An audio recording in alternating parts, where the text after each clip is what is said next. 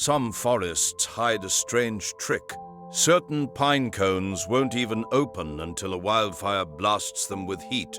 They sit sealed like tiny safes, waiting for flames that would destroy most plants. So the fire becomes their signal to finally pop and spill fresh seeds across the ash-covered ground. Those seeds land in soil cleared of competition, which means the fire that looked like a disaster is actually their best chance to grow. Nature plays weird long games like that, so tap like, drop a comment, and subscribe for more curious stories.